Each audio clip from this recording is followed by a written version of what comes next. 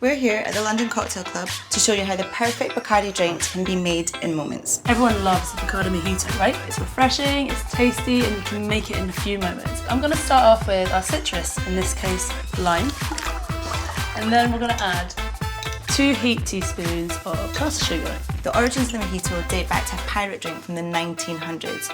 Way back then they even believed the drink had medicinal purposes.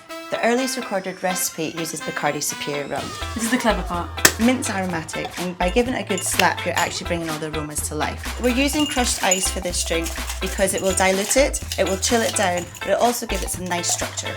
And then what we're going to do is we're going to add Bacardi Superior. It's a great rum to use in mojitos. So next we're going to add some soda, a nice little splash to give it that spritz. To finish off the drink, we're just going to garnish it with a mint sprig. There you go. The perfect Bacardi Mojito.